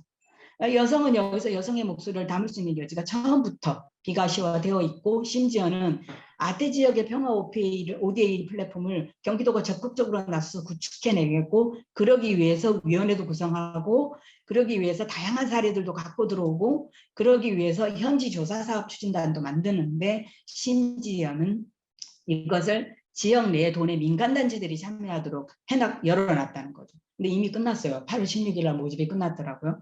여기에 핵심적인 게 뭐냐면 역량 강화 5대2 사업에서의 특히나 민간 영역이, 그리고 여기에 새로운 그 신규 단체들을 발굴한다고 하거든요. 지역에 있는 오랫동안 기초촌 여성운동을 포함해서 평화운동을 하고 있는 주체들이 과연 여기에 참여할 수 있는 그 여지가 있는가라고 할 때 그래요. 글쎄요. 도대체 그럼 이것들은 언제 만들어졌을까 하고 경기도청 홈페이지 들어가서 포탈을 검색했습니다. 6월 7월에 집중적으로 일어났습니다. 이게 보도자료에 의하면. 그러면 6월 7월 이 2달간에 일어나는 이 많은 결정 내용에서 여성의제가 한 번이나 담겼는가 라고 할 때 없죠. 이게 이제 지역에서 갖고 있는 그 환경이고, 이 환경 안에서 그러면 글로벌 의제 135 국가행동계획 같은 의제들이 어떻게 지역과 의제가 같이 공명할 것인가가 이제 큰 대주제가 되고 다시 되돌아가서 될 수밖에 없는 게 지금의 현실이라고 볼 때, 저는 그럼에도 불구하고 놓치지 않고 가고 싶어하는 것이 뭐냐면 지역화이거든요. 이거는 뭐냐면 글로벌 국가 지방정부 간에 일어나고 있는 이슈 대응 또는 이슈의 실현들에 있어 지역에서 일어나고 있는 지역 의제는 이거는 중요한 지역 기반이 되는 거라고 저는 보여지거든요. 그러니까 내용적 어떤 것들이 없이 과연 그게 이루어지겠냐. 특히 중앙집중 또는 1인 전문가 집단의 분석과 해석만으로 가능하겠냐라는 거죠. 그래서 아까 조영주 선생님이 이야기한 것처럼 다양한 사례들이 취합되고 모아질 필요가 있다라고 했을 때 경기도는 그럴 여력이 일정 부분 있지 않을까 하고 있고, 이제 경기여성단체연합은 지금 3년째 들어서면서 다양한 지역 조사들을 해 나가고 있습니다. 그러면서 동시에 이제 지역의 경기도에 지금 기초촌 여성 지원에 관한 조례가 있습니다. 예산 없습니다. 그 다음에 일본군 성노예 피해자 생활안정 지원에 관련된 조례가 있습니다. 그렇지만 기념사업 한 5천, 생활안정지원 사업은 뭐 끼켜봤자 2억이 안 됩니다. 그렇긴 하지만 다분히 형식적이긴 하지만 어찌됐건 조례, 그러니까 이걸 운신할 수 있는 근거들이 있다라는 것이고, 여기 안에서 이제 어떻게 조례들을 개정해낼 건 개정해내고, 그 다음에 기존에 있는 아까 5대2 사업이라든지, 그 다음에 DMZ를 중심으로 일어나고 있는 흔히 발전계획이라고 하는 것 안에 어떻게 여성평화 의제를 담을 것인가라고 할 때 작년에 지역조사 결과물로 심포지엄을 열었었거든요. 이때 이제 여성재단과 같이 했었습니다. 그때 김정수 선생님의 발제, 조용주 선생님께서 와주셔서 해주신 이야기들이 여기에 다 담겨 있기는 해요. 그래서 이걸 과제로 가져가야 된다라고 제안한 걸 여전히 가지고 있습니다. 그랬을 때 동아시아권의 국제여성평화 심포지엄이 경기도에서 정례화될 필요가 있다. 아까 그 DMZ가 가지고 있는 정치적 상징성이 분명히 이것을 갖고 올 수 있는 어떤 여지가 된다라고 보고, 그 다음에 여성 대표성을 어떻게 만들어 나갈 것인가라고 할 때 지역에서 실제로 실행 주체들의 지역 그룹이 구축될 필요가 있다.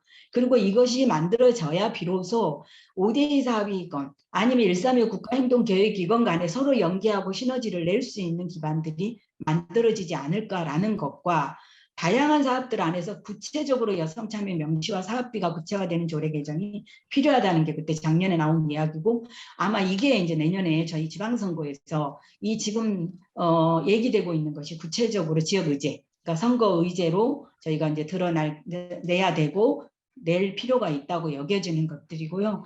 이렇게 되기 위해서는 우리가 이제 지역 안에서 구체적으로 할 수 있는 일들을 조금 찾아야 되는데, 예를 들어 외국인 성매매에서는 피해 실태 조사, 관련 전문기관, 지원기관 설립 같은 것들은 아주 현실적인 문제이고 당장 이게 실현 가능성이 있다고 보거든요. 그랬을 때 우리가 이런 것들이 토대가 됐을 때, 이런 지역 역량, 여성의 역량 강화가 기반이 됐을 때 우리가 지원 가능한 프로세스들이 만들어지지 않을까라는 생각이 들고요. 그리고 계속 전문가 없다는 얘기를 하거든요. 가장 많이 하죠, 공무원들이 특히. 그랬을 때 우리 스스로가 우리 안에서, 지역 안에서 DB 구축을 해나가는 게 이제 우리가 가지고 있는 과제이기도 하고 작년에 기로 올린 질문입니다. 그리고 이제 아까 발제자께서 얘기했죠, 조영주 선생님이 서사를 만드는 것, 사례를 찾는 작업들을 하자고 했을 때 경기도만 놓고 봐도 민통선을 중심으로, 그러니까 DMZ를 가로지르면서 살고 있는 여성들의 이야기는 무궁무진하거든요. 민통선 안에서 농사를 짓고 있는 여성들의 이야기만 들어봐도 거기 안에서 일어나는 여성 서사는 젠더 관점에서 이제 해석내고 우리가 분석해내면서 의제를 찾아야 되기는 하지만, 그냥 날 것으로 들어봐도 이 문제가 단순히 우리가 안보 측면에서 평화라든지 군사 측면에서 평화라는 이야기를 넘어서야 하는 이야기들이 여기 안에 너무나 많이 담겨 있다는 걸 알 수가 있습니다. 그리고 대인지례 아까 이야기했잖아요. 찾기 어렵다고. 저희가 올해 이 면접 지금 인터뷰하고 있거든요. 5명밖에 못 찾았어요. 설사 찾아줘도 일단 안 응하세요. 못한다고 해요. 근데 이 얘기를 끄트머리에 가서 끝에 들어보면 뭐냐면 그거는 국가 사무라고 이야기되는 거. 그러니까 그건 국가가 할 일이, 정부가. 심지어는 지역에, 심지어 여성단체가 뭘 알 것이라고 그 얘기를 나한테 물으려고 하냐. 그러니까 나 말빨이 안 된다는 얘기를 하는 거예요. 이렇게 정말 접근 자체가 어렵지만 그럼에도 불구하고 찾을 수 있는 한 찾아내서, 이게 아까 이제 135 국가행동계획에 담을 수 없다고 담아야 된다고 보고, 그렇게 하기 위해서 우리가 사례들을 적극적으로 찾는 작업을 해야 된다고 볼 때, 한 사례는 저는 이게 전쟁이구나라고 느꼈거든요. 3대가 불발탄 피해를 입은 사례가 있었거든요. 심지어는 그런 상황에서 결혼하고 결혼 이후에 겪었던 여성의 삶은 기가 막혔습니다. 근데 이분이 뭐라고 얘기했냐면 내 개인이 부주의해서 생겼다고 생각했다는 거예요. 그리고 그것은 온통 내 인생에서 내가 막 흔들어 놨지만 내가 하고 싶은 게 너무 많았는데도 그렇게 못했던 많은 이유가 내 개인의 부주의로 일어났다고 생각했다는 거죠. 근데 만나는 과정에서 그게 내가 공론화하고 내가 발언의 최초의 스피커가 될 필요가 있다는 이야기를 이분이 당사자께서 이야기를 하고 있거든요. 그래서 이후에 이거는 지역과 그다음에 서울의 주요 단체들, 특히 이제 김정수 선생님 하고 계시는 평화여성에 포함해서 같이 조금 서로가 네트워킹을 해서 이걸 만들어갈 작업이라고 보여지고, 탈북은 지금까지 나와 있는 수많은 연구들의 안에서 과제를 기로 올려야 되는데 지역 안에서, 정책 안에서는 없습니다. 그러니까 탈북 지원 사업들이라고 있기는 하지만 여기 안에서 여성의 관점이나 아니면 여성의 특수성이 보완된 정책들이 있냐? 없어요. 그리고 심지어는 이렇게 이야기합니다. 대학도 다녔고 나 거기서 아나운서도 했고 다 했는데 여기 와서 그 경험이 완전히 삭제되고 전혀 새로운 땅에서 새로운 방식으로 살아야 되는데, 여기에서 저기 심리상담 프로그램이라든지 예를 들어 그런 지원받은 기억 없다. 그냥 알아서 살아라고 하는데 조선족이라고 해야 되는 거지 북에서 왔다고 하는 순간 그냥 따가 되더라.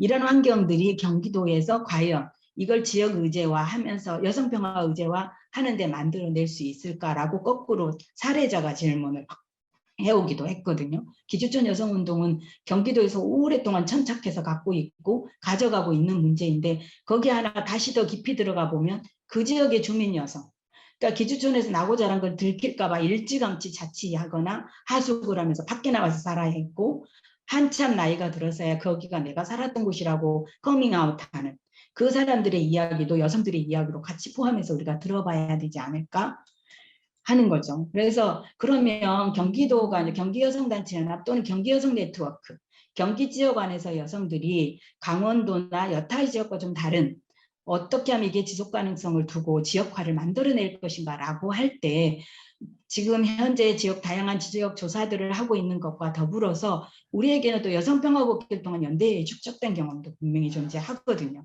그래서 2015년 위미크로스 DMZ 저희 지역에서의 여성운동 지역에서는 되게 이거 정말 신선했죠.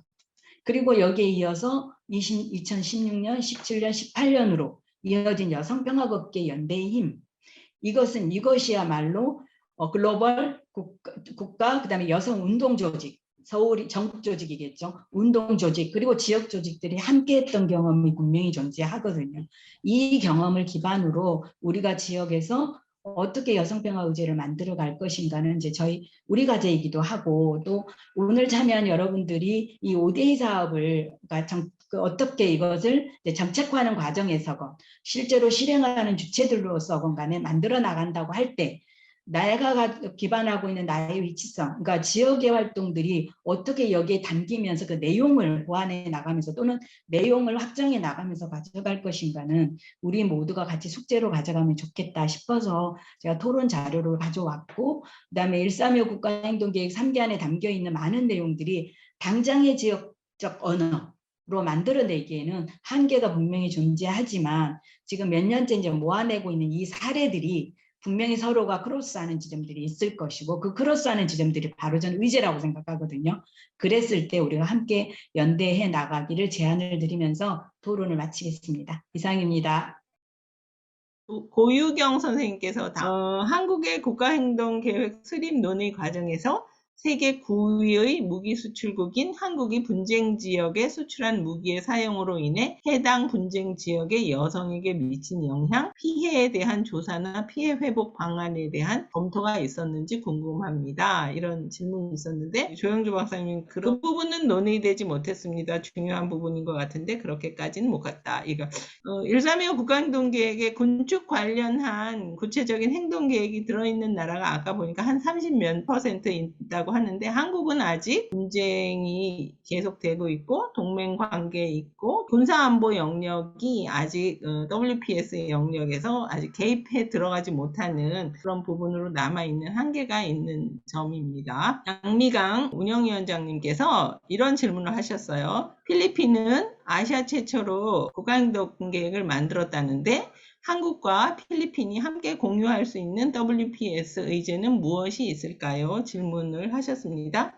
그리고 한정숙 박사님, 평화여성의 한정숙이라고 합니다. 두 가지 질문거리가 생겼습니다. 첫 번째, 1.3.25 자체에서 성주류화와 보호가 담론상 충돌할 수도 있을 것 같은데 이는 국제적 차원에서 논의가 필요할 것 같습니다. 또 두 번째는 한국의 국가행동계획과 관련해서 위안부 문제, 북한 이탈 여성 관련한 사항들만 주로 논의되고 있는 듯한데 미군 기지촌 문제, 베트남전 당시 한국 군대에 의한 피해받은 여성들 문제도 다루어져야 하지 않나 생각이 듭니다. 이것 역시 군축과 관련시켜 논의될 수 있는 문제가 아닐까 합니다. 아프가니스탄과 같은 사회의 여성 인권 문제는 한국의 국가행동계획에서 논의될 여지가 없는지요. 1.3.25 내용은 학교교육, 시민교육에 적극적으로 반영되는 것이 좋을 것 같습니다. 감사합니다. 또 피스정이라는 분이 이행점검과 관련하여 1차 국가행동계획에서 1번은 정부관계자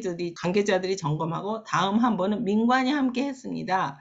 이번 민간이 참여하기로 한 것은 2기 국가행동계획의 성과인데 다시 민간 참여를 한 번으로 줄인 것은 어떻게 평가할지 의문이 생기네요. 그러니까 2기 국가행동계획에서 3기 국가행동계획에서 들어갈 때 민간이 참여하는 그런 이행 점검 횟수가 줄어들었거든요. 그거에 대한 질문입니다. 또 전금수님께서 강원도에서 지금 평화자치도를 만들려고 모든 도민들이 염원하고 있습니다. 평화자치도가 지정하게 되면 남강원도와 북강원도의 교류를 기대하게 됩니다. 피스정님, 필리핀의 경우 1325 국가행동계획 수립 이후 평화 과정에서 여성의 참여가 증가되어 2012년 필리핀 정부와 오로 이슬람 해방 전선이 합의한 앙사모로 평화 프레임워크의 여성 참여 및 여성의 보호와 권리를 포함하셨습니다. 여기까지 이제 질문과 코멘트 이런 것들이 들어왔습니다. 조영주 선생님께서 지금까지 들어온 질문이나 코멘트에 대해서 그리고 이정화 대표님의 토론에 담겨 있는 또 함의된 그런 어떤 질문이라 그럴까요? 아니면 의견까지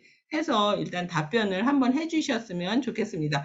그리고 이제 채팅창에 질문은 계속 해주셨으면 좋겠습니다.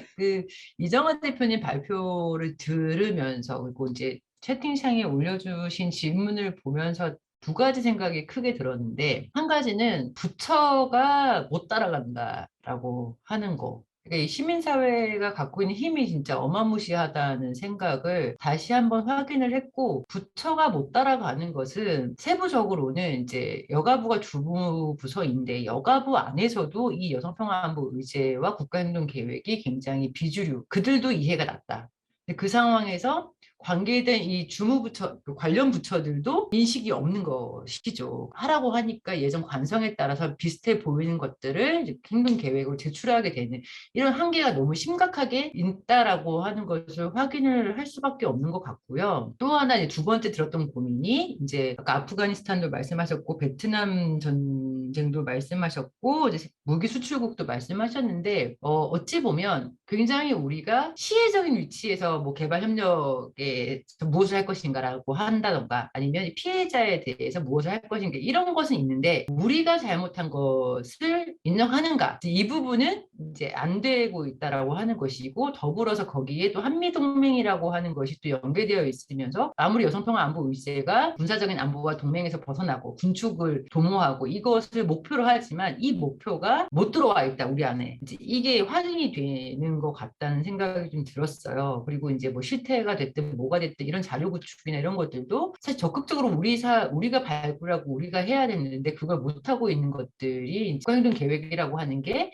부처가 주도를 하게 되어 있다 보니 어려운 문제인 것 같다. 한계 국가행동 계획 자체만으로는 많은 걸 포괄하기가 참 쉽지 않은 상황인 것 같다라고 하는 생각을 다시 한번 하게 됐고요. 그런 차원에서 아까 이제 그 민간위원회 점검이 한 번으로 준 거는 이제 문제적이지 않은가라고 하는 말씀을 주셨는데 민간위원이 점검하는 게 줄었다고는 볼 수 없는 거죠. 그러니까 국가행동계획 전체를 민간자문위원회에 점검하는 것은 한 번이지만 각 부처에서 민간과 함께 점검을 하게 하는 것이기 때문에 민간이 점검하는 거 두 번이 여전히 유지가 되는데 틀이 달라진 것이고 오히려 각 부처와의 협의를 통해서 그동안 여가부가 협상하지 못했던 의제들을 오히려 각 부처가 추진하는 민간과의 이 점검 회의를 통해서 좀 더 이제 논의를 해갈 수 있지 않을까. 이게 전문성과 이 분야의 특성을 고려한 국가행동계획 수립과 이행 점검을 목표로 한 체계로 저는 만들었어요. 저는 하자고 제안을 한 거였어요. 그렇게 이해를 해주시면 좋을 것 같은데 문제는 의지가 없다는 거죠, 각 부처가. 그래서 기존에 자기네들 점검하는 거, 뭐 양평위원회나 뭐 이제 부처에 이제 여기서 점검하는 거 이걸 껴가지고 이제 하는 방식으로 점검하게 될 가능성이 굉장히 농후해 보이지만 각 부처와 관계된 전문가들이 이 이슈를 더 관심을 갖게 되는 것도 굉장히 중요한 부분인 것이고 그걸 기반으로 좀 더 전문화된 내용들, 신규 과제들을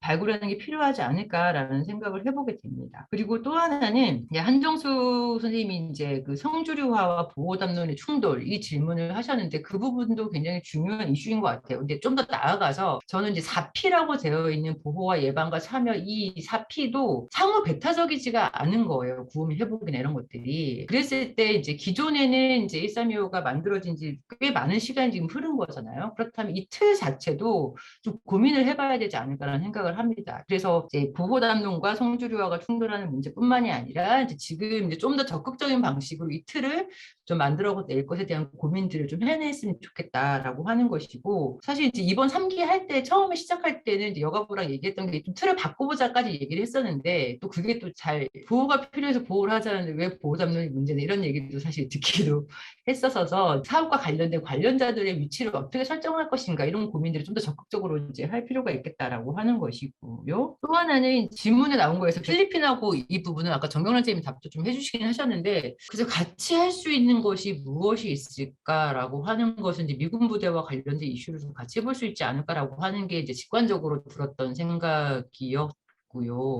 그리고 아무래도 이제 필리핀의 사례들이 좀 우리한테 주는 지역화의 사례라든가 이런 것들이 시사점 우리한테 줄 것이 훨씬 더 많지 않을까 이런 생각이 들었습니다. 그리고 이제 아까는 이제 말씀을 드리지 않았지만 이제 드는 고민 중에 하나는 3기 국가행동계획을 이제 연구를 시작할 때도 받았던 질문 중에 하나인데, 우리나라의 젠더 이슈와 관련해서 여성 정책이 굉장히 다양해지면서 여러 계획들도 많이 생겼죠. 양성평등 기본 계획이라든가 여성 폭력과 관련된 기본 계획이라든가 계획들이 굉장히 수많은 계획들이 있는데, 이 계획과 국가행동 계획이 뭐가 다르냐라는 거였어요. 그러니까 어떻게 차별화할 거니? 여기에 있는 내용하고 여기 있는 내용을 그 문제를 좀 어떻게 해결할 수 있을까라고 하는 고민도 좀 들었던 측면. 어떻게 보면 여성평화 안보 의제라고 하는 것이 굉장히 포괄적이잖아요. 저는 굳이 달라야 하냐라고 하는 입장이긴 하지만, 그럼에도 불구하고 이제 기존의 계획들하고 이 계획이 같이 상호작용해서 서로 상승의 효과를 낼 때 이 계획들이 갖고 있는 의미가 더 커질 텐데, 아직까지 그렇게까지 되고 있지 않지 않은가라고 하는 고민, 이제 그런 것들이 남아 있는 것 같고, 네. 일단 이 정도까지 말씀드릴게요. 이정은 선생님께서 우리 운영팀에 질문을 보내주셔서 저한테 또 다 별도로 전달이 된 질문이 있어서 제가 천천히 읽어보겠습니다. 전통적 안보 개념에 대한 도전으로 애니미에 대한 그 합의가 변경되었다고 하는데 이런 내용이 있었나요? 그 부분에 대한 보충 설명을 부탁드립니다. 두 번째, 국가행동계획을 세우면 반드시 실행해야 하고 강제력도 생기는데 한국의 1기, 2기 행동계획에 대한 UN 안보리 평가는 어떻게 나왔나요? 세 번째 질문은 국가행동계획 관련 자료나 책은 어디서 구할 수 있나요? 사이트 등을 알려주시면 감사하겠습니다. 제가 세 번째 질문에 대해서는 저희 평화를 만든 여성회가 만든 자료에 대해서는 저희가 나중에 공유해 드리도록 하겠습니다. 그리고 서준희 선생님께서 평화학 석사인 서준희라고 합니다.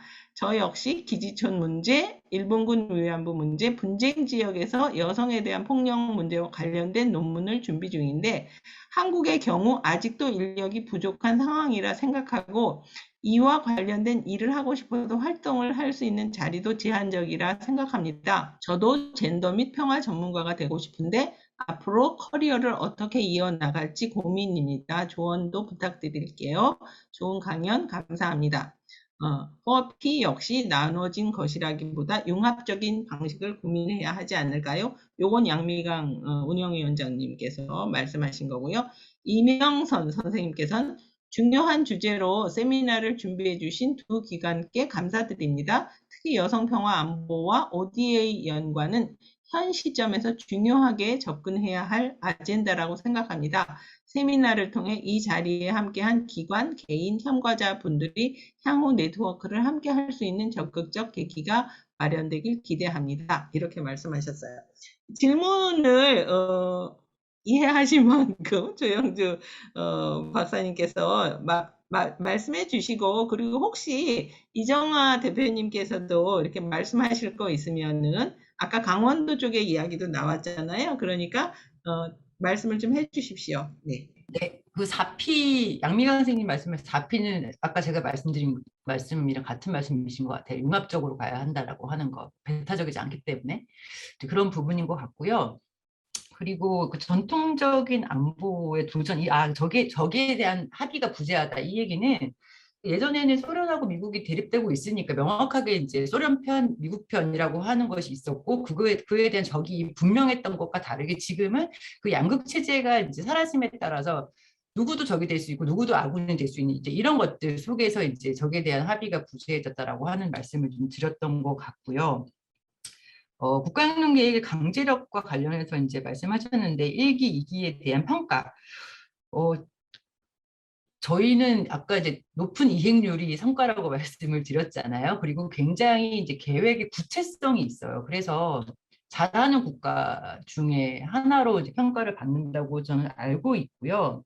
이제 국가행동계획과 관련해서 잠깐 한 가지 더 말씀을 드리면 이 국가행동계획이 되게 국가마다 천차만별이라고 제가 말씀을 드렸잖아요. 그게 이제 구체화 수준에 있어서 특히 차이가 나타나는 것이 있는데, 그러니까 우리 같은 경우에는 굉장히 높은 편이에요. 영양, 성과, 산출물, 뭐 그리고 이제 그 중간 정도겠네요. 구체적인 지표도 있고 담당한 부처도 있고 그래서 되게 세부적으로 나와 있고 어떤 데는 부처도 굳이 부처 정도만 포함하고 큰 틀에서의 내용을 제시하는 데가 있고 또 한쪽에서는 뭐 자금 출처까지 포함하는 만큼 굉장히 구체적인 게 있거든요. 그러면 이제 그걸 가지고 봤을 때는 직관적으로 봤을 때 우리는 잘하는 편에 속할 수 있고 거기다가 3기까지 정기적으로 꾸준히 생산해내고 있기 때문에 나름 이제 잘하고 있는 그리고 또 우리나라가 아까는 말씀드리지 않았지만 그렇게 꾸준하게 법이 있기 때문에 꾸준하게 하기도 하겠지만 굉장히 대외적인 위상 제고를 위한 노력을 되게 열심히 하는 것 같아요. 그래서 포장을 되게 잘 하기 때문에 평가는 좋을 수밖에 없다라고 하는 생각이 좀 들고요.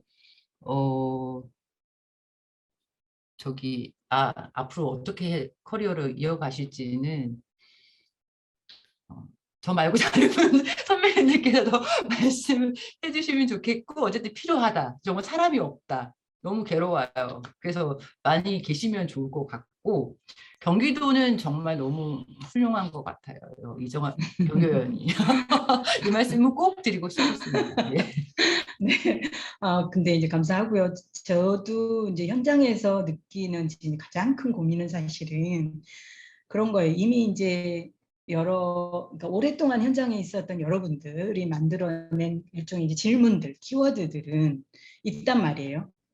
근데 이게 이제 계속 숙제처럼 누적되는 데에는 어떤 것이 있냐면 지역에서 활동가들의 지속 가능성이 안 된다는 것도 굉장히 크게 작용을 하거든요.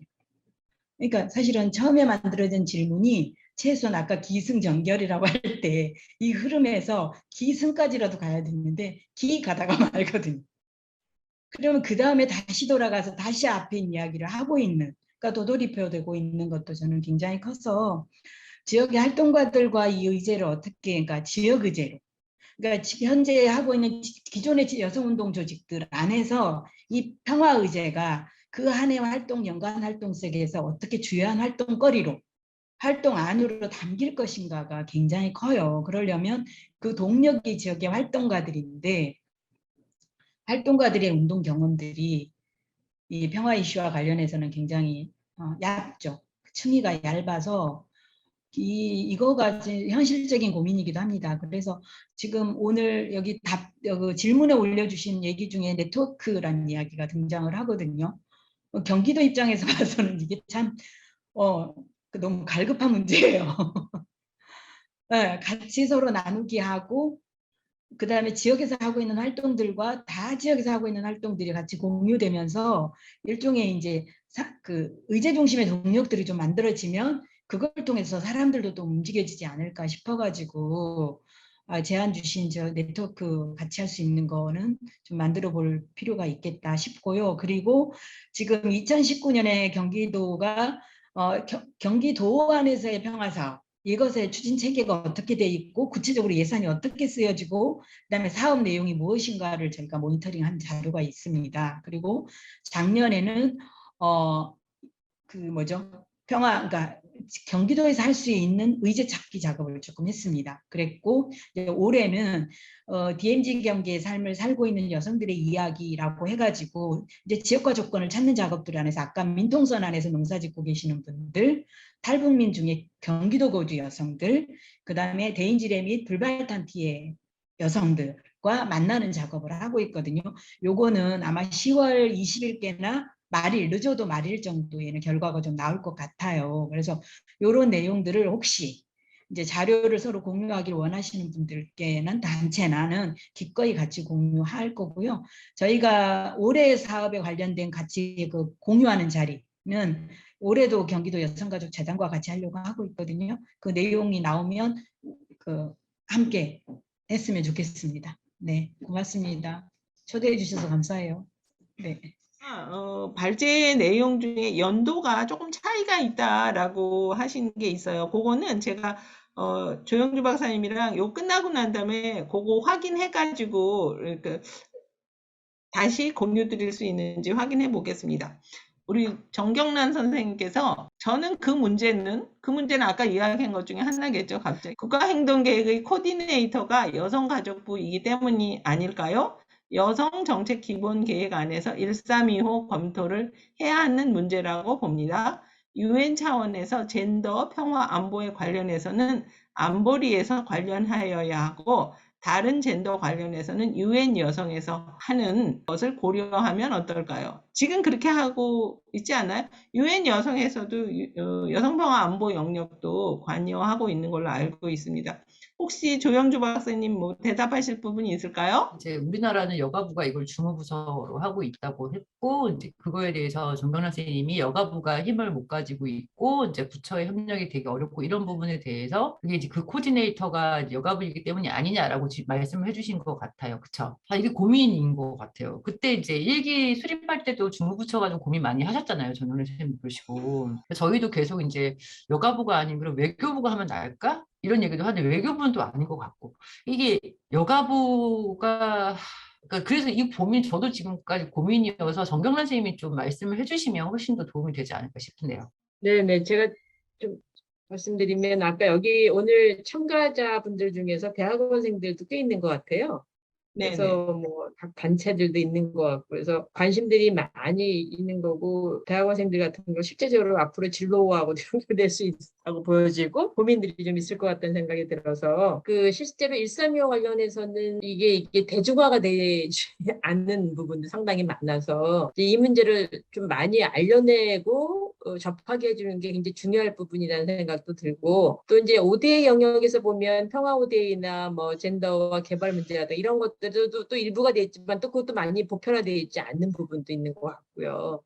그래서 좀 그런 차원에서의 좀 심층적인 내용을 이해하고 공부할 수 있는 저희가 줌 세미나 한 게 이제 뭐 1차적으로 한다고 하지만 더 심화할 수 있는 내용 같은 것도 필요할 것 같고 실제로 이 관련해서 할 수 있는 단위가 어디서 이걸 하고 있는지 정확히 정보도 제공하고 또 거기서 활동할 수 있는 뭐 다양한 기회를 제공한다든가 뭐 이런 방식으로 해서 아니라 활동을 통해서 어느 정도 이게 커리어가 축적되는 거잖아요. 뭐 다양한 방식으로 이제 그런 것들이 좀 체계적으로 만들어졌으면 좋겠어서 지금 경기도에서 고군분투 하시는 경기 성단체연합이나 각 지역마다 그런 단위가 이제부터도 조금 더 이제 다음 단계로 갈 수 있는 실제적으로 단위에서 시민사회나 이렇게 할 수 있는 단위에서 인프라가 진짜 이게 넓게 펴질 수 있도록 해야 되는 부분이 실제로 있는 거지 너무 상위 담론에서 지금 다닌다 이렇게 저는 의제가 떠다니는 것 같다는 생각은 들거든요. 지금 바닥에 천착하고 자리를 잡고 해야 되는 거고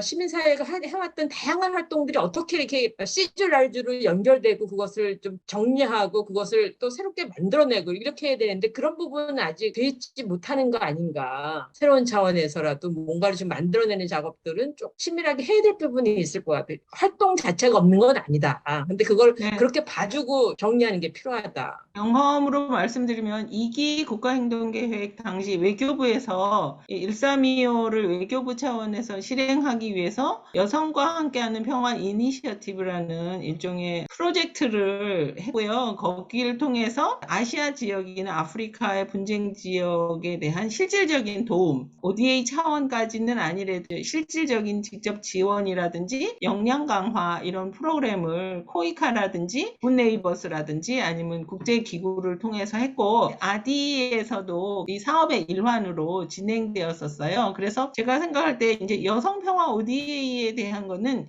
일단 1325 국가행동계획의 어떤 배경이라든지 국가행동계획 내용 자체와 구호와 회복 영역을 여성평화 ODA로 전환시킬 수 있는 그런 내용적인 심층적인 치료적인 이행으로 이제 4기나 5기로 갈 때 발전할 수 있도록 그런 노력을 해야 되고, 그리고 이제 코이카를 통한 사업 개발, 그리고 이제 캠프와 뭐 평화여성에도 그런 노력을 함께 해야지 되겠고, 그런 속에서 우리 특히 관심 많은 우리 대학원 학생들의 진로가 특히 국제개발협력에서 여성평화 ODA 부분으로 이제 좀 발굴이 될 수 있을 것 같고, 그런 사례들을 정말 모을 때 좋은 좀 더 국가행동계획으로 다시 또 선순환적으로 환원되어서 좀 더 실효성 있는 그런 계획으로 또 발전될 수 있을 것 같고, 저는 이런 것들이 굉장히 중요하다고 생각하는 것이 앞으로 이제 우리 며칠 전에 국제회의에서도 조영주 박사님께서 말씀하셨는데,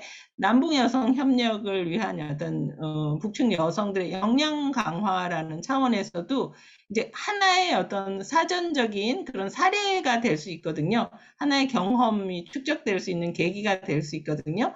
그래서 향후 남북관계 발전에서 남북 여성 협력이나 교류가 될 때 그런 것들로 경험이 축적이 된다면 그 부분으로 했을 때 또 이제 우리 청년들의 어떤 진로 부분도 가능성의 영역으로 확장될 수 있지 않을까. 그래서 그런 부분을 함께 고민하면서 좀 잘 이렇게 마련하면 좋지 않을까, 그런 생각을 저도 이제 사회자이긴 하지만 들었습니다.